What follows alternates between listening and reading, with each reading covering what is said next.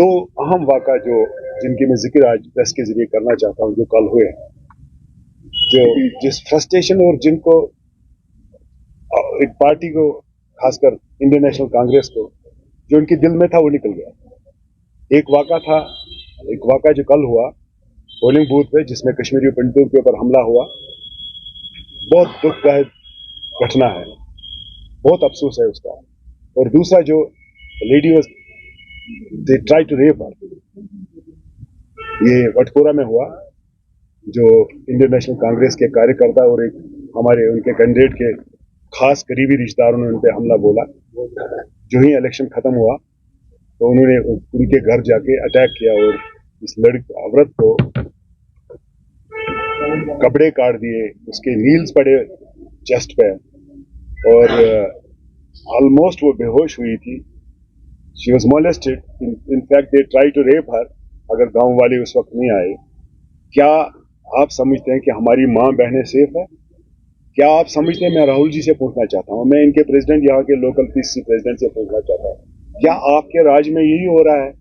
क्या आप ये समझ रहे हैं कि हम औरतों की बात जहां तक करते हो, क्या औरतें हमारी सेफ है? जैसे आपके गुंडे जाके रेप करने की कोशिश करेंगे, लेडी को मारदार किया, पिटाई की, उनके शीशे घर के तोड़े गए गुंडों के जरिए, इंडियन नेशनल कांग्रेस के गुंडों के जरिए। हम समझते हैं हमें वो हमारी बहनें हैं, यहाँ हमारी माएँ हैं, तो इनका इज्जत कहाँ महफूज है इनके हाथ में? अल्लाह न करे कि उनके हाथ में कभी ऐसा वो आ जाए तो वो तो यहाँ किसी को रहने नहीं देंगे। इलेक्शन अपनी जगह पे, कोई जीतता है कोई हारता है, ये चलता है। इसका तो कल 6 बजे तक ही टाइम था, उसके बाद तो हम कोई समाज, ये तो कल एक्सपोज हो गया जब उन्होंने उस लेडी के साथ ज्यादती की, जो कल बेहोशी की हालत में उसको हॉस्पिटल लिया गया, पुलिस ने इसको हॉस्पिटल पहुंचाया गया। ये तो बड़ा अफसोस वाली घटना है। इलेक्शन क्या आप इतनी फ्रस्ट्रेट हो गए कि आपके किसी ने आपके खिलाफ वोट डाला और आप उसके घर पे गए और trying to molest her, trying to rape her? क्या ये जायज है इस हमारे समाज में? आज भी गुंडागर्दी की कोई गुंजाइश इतनी है हमारे पास? क्या उनको शर्म नहीं आनी चाहिए? उनको तो भांडीपोरा से निकालना चाहिए जिन लोगों ने ये काम किया है। उनको ये इस आब अदब और इल्म वाली जगह पे रहने का कोई हक नहीं है।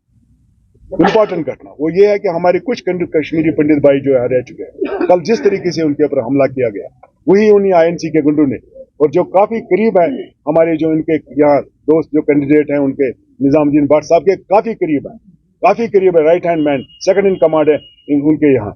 उसने जिस तरीके से इन पर धावा बोला और इनको बोला आप निकल जाए, क्योंकि हम विटनेस हैं उस चीज के, हम वहां खड़े थे।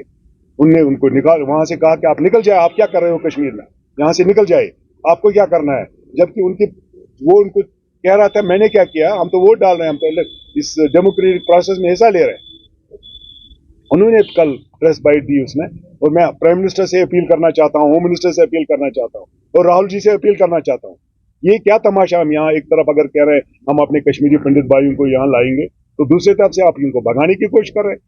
क्या इसका नोटिस लिया जाएगा? सीरियस नोटिस लिया जाएगा? गवर्नमेंट ऑफ इंडिया को सीरियस नोटिस लेनी चाहिए। यहाँ के एडमिनिस्ट्रेशन को, मैं एडमिनिस्ट्रेशन को आपके जरिए कहना चाहता हूँ, आप सीरियस नोट, इनके खिलाफ एफआईआर काटिए, इनको जेल डालिए जो माइनॉरिटी के ऊपर जो ऐसे कर रहे हैं। इनको ये नहीं कि हमें आपस में रहना है, हमने भी कभी जम्मू जाना है, जम्मू यहाँ लोगों को आना है, इसका मतलब थोड़ी हम भाईचारा को खत्म करें। वो हमारे समाज, हमारी सोसाइटी का हिस्सा है, हम उनके बगैर उधर हैं। हम कैसे, अगर उन्होंने माइग्रेशन नहीं की, अगर वो भागे नहीं, आज कम कैसे हम इनको, जब हालात ठीक है, हम उनको भगाने की कोशिश करेंगे? जो ये इस घटना को जितना भी शदीद अल्फाजों में मजम्मत करें, इतना कम है। मैं आपके कैमरा से कहना चाहता हूं एडमिनिस्ट्रेशन से कि फटाफट इसमें एक्शन लीजिए, वरना कल हम इनके ऊपर धरना शुरू करेंगे दोनों वाक़ा पे।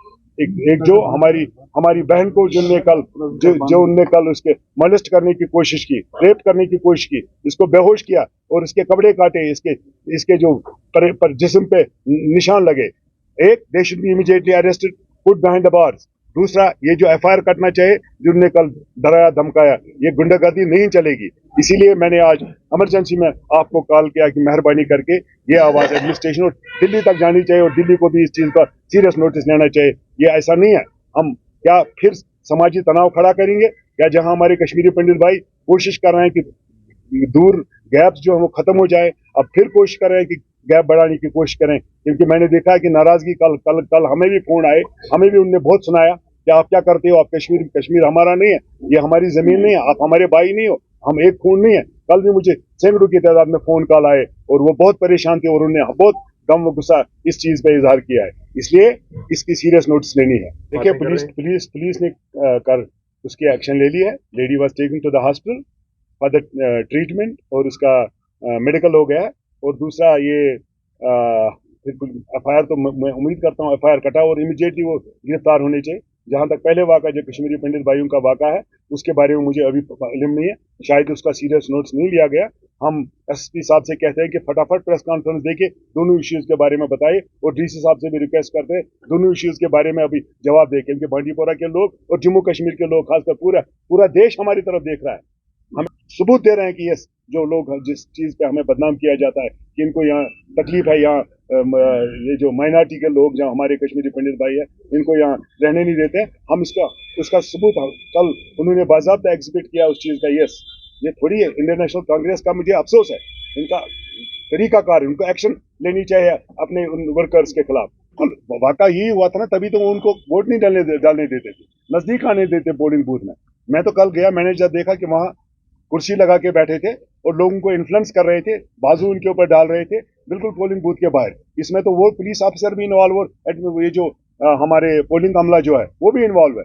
हम जाके कंप्लेंट की, बिल्कुल नहीं हटा रहे। फिर वहाँ थोड़ा सा हंगामा किया उन्होंने और हंगामा ये किया कश्मीरी पंडितों को वोट नहीं डालने दिए और बहुत उनके साथ जाति की उन्हें, हम इस चीज के विटनेस है।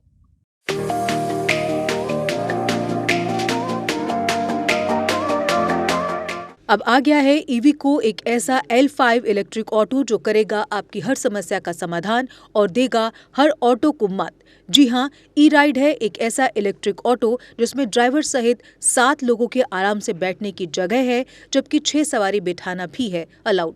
10,000 वॉट की पावरफुल मोटर चढ़ जाएगी खड़ी चढ़ाई।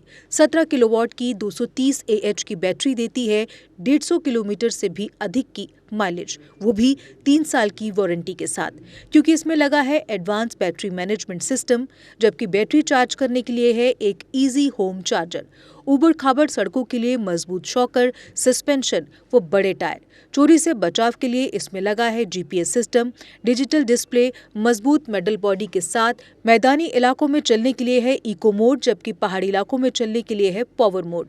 ई राइड में है चमकदार इंडिकेटर और तेज रोशनी की हेडलाइट। इसमें आपको मिलेगा inbuilt mobile charger, fire instrument, first aid kit और दमदार ब्रेकिंग सिस्टम भी। यानी अब सभी इलेक्ट्रिक ऑटो से ई राइड है सबसे अधिक दमदार व पावरफुल, और ये मात्र पैसेंजर में ही नहीं बल्कि कार्गो में भी उपलब्ध है, वो भी अधिक स्पेस के साथ, जिसे कहा जाता है छोटा हाथी।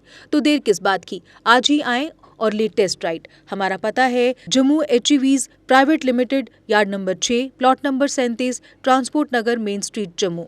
Mobile number 9780868883, 9070770000। जम्मू कश्मीर की खबरों के लिए जुड़े रहिए JK अपडेट के साथ।